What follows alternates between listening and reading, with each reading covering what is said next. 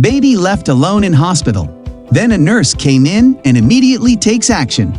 When this unfortunate newborn baby is brought into the world, the hospital staff immediately get the feeling that his parents are not as pleased with his arrival as most new parents would be. But none of them expected that they would actually go as far as to leave their child behind in the hospital, while they disappeared without a trace. But then one nurse unexpectedly steps up and takes immediate action. Melinda could not get the face of that cute little baby boy out of her head. How could somebody be so heartless to leave him behind? After a lot of searching, she finally found herself in front of the mother's house, desperate to know her sick reasoning. A neighbor told Melinda that the mother should be home, but when nobody opened the door, Melinda decided to take drastic action. There was an open window on the second floor and she climbed through it. She was now breaking and entering, but didn't care. She needed to get to the bottom of this. Inside, Melinda came face to face with the mother. She was still very weak and should have never left so soon after giving birth. Melinda is about to get angry, but then gets an unexpected reaction. "I'm so glad you came, please help." But to better understand this situation, a bit of backstory is required. Melinda Miller was a 25-year-old Georgian native. Melinda was a beautiful brunette with brown eyes and a warm smile. She had always dreamed of being able to help people, and now that dream was finally a reality. Melinda was a recent graduate of nursing school. However, stepping into the next phase was not what she expected. Melinda had been hired at a local hospital in her college town. Although Melinda was familiar with some hospitals, this particular hospital was a small one. Melinda had always wanted to help people and was very excited to start her new work at the hospital. However, a few months in and things had taken a turn. Melinda's feelings of excitement over her job quickly dwindled. Melinda wanted more than anything to help people and make a difference in their lives. To her, nothing beats seeing the smile on a patient's face after lightening the mood or assisting them. But Melinda's experience had been very different than she'd imagined. Melinda had spent most of her time watching patients in pain, and a heartbroken look in their eyes when they received their diagnosis or the hospital bill. Melinda had prepared for the pressures of working in a hospital. She even liked to think of herself as being strong-willed, but it was starting to take a toll on the young woman. The realization that the energy at work was starting to greatly affect her made Melinda feel depressed. She couldn't believe that after so many years of working hard to become a nurse, she was hating the experience. Melinda was in desperate need of some good news, but this, sadly, is not about to happen anytime soon. One evening, Melinda had a life-altering experience. She had been working at the hospital for 3 months and had officially been hired on past her probation. Melinda's mind was focused on work when it all happened. She came in for a night shift, but almost didn't make it to the hospital. Melinda had spent the morning running a few errands for her home, then slept in till it was time for her shift. Walking towards the hospital building, she never expected to be faced with a near-death experience. On her walk towards the building, Melinda narrowly missed getting hit by a speeding car in the parking lot. Melinda was furious. Melinda swung the hospital doors open in anger. She couldn't believe what had just happened. She felt a combination of fear, shock, and ultimately rage. Who would think that speeding in a hospital parking lot was a wise thing to do? What if she was a patient that couldn't get out of the way? She quickly jotted down the number plate before the car disappeared out of her sight. Melinda had every intention of filing a complaint with the police during her lunch break, but at the moment she was running late for her shift and knew it would not look good to slack off so early after passing probation. Melinda made her way to the staff room and dropped off her personal belongings. She had changed into her scrubs at home and was set to begin her shift. However, the sight that greeted her on the other side of the door was surprising. No one seemed to notice her sneaking in. Her co-workers were running through the halls and opening all the doors, seemingly looking for somebody. Melinda headed to the nurses' storage unit to keep a log of their medication stock and general utility. There were 2 nurses in the room filling out prescription orders and updating each other on what was going on. Apparently, a baby had been delivered a few moments before she arrived, but now both mother and father were missing. The nurses explained that the entire floor was in an uproar because the parents had vanished and left no contact details. The security officers were currently screening the CCTV footage for any sign of either of the parents. One of the nurses, Mary, was the head nurse in Melinda's division and invited the young nurse to join in the activity. Melinda was quiet on entering the security office. She had only been there once before, during her onboarding training. Now, she stood on the side as they scrolled through the footage. Finally, it landed on the young couple. They were exiting the hospital room, the husband pushing the girl out of the room in a wheelchair. She is clearly not in any condition to leave.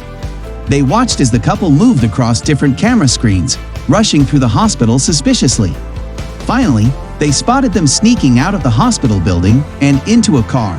The last shot was of the couple speeding off in the car and far out of the view of the security camera outside. Melinda was shocked. Her eyes widened in recognition, instantly spotting the car that had almost hit her. It was clear that the cameras had missed the incident in front of the hospital. Melinda turned to Mary, explaining to the head nurse that she had information that could help find the couple. Mary decided to call the nurses together to discuss what they should do now. The nurses talked amongst themselves for a moment. They were split on what they should do. However, the majority of the nurses agreed that the police were to be informed. While they didn't believe the police would make a case from the report, they agreed it was the right thing to do. Even still, the chances were it would end up on a dusty shelf and the kid will be put up for adoption. The nurses nodded, accepting the most likely outcome. After all, it was probably for the best. If the parents had run away so abruptly, it was clear that they didn't want the baby. So it would be a shame to give him back to them. But something still felt out of place, at least to Melinda. While the other nurses were fine with the consensus decision they had made, after all, they had dealt with abandoned baby cases in the past. Melinda found herself weary of it. Something about the state of the mother of the baby when she was rolled out made her worry. The young mother had looked distressed and was clearly not in healthy condition to be leaving the hospital just yet. It was not uncommon for a couple to have very different feelings about having a child. But would a new father really be capable of something like this? Melinda had a lot to consider. It was 2 hours into her shift and Melinda could still not see herself letting go of the issue.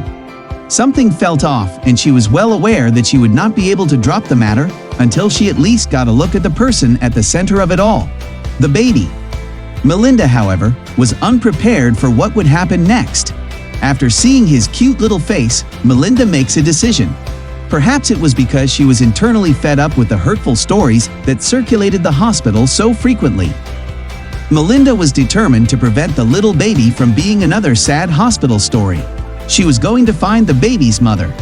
The first step for Melinda is to try and find more information about the mother. The best place to start is with the hospital records. She almost has to be there if she gives birth today. But Melinda was sadly disappointed.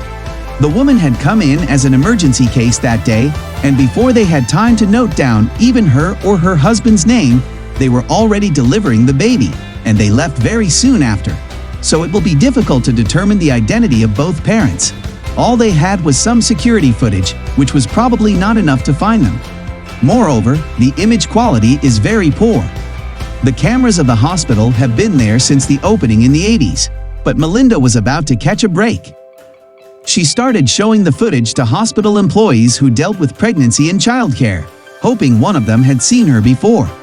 To her surprise, after 10 minutes of asking personnel, a younger nurse immediately recognized her.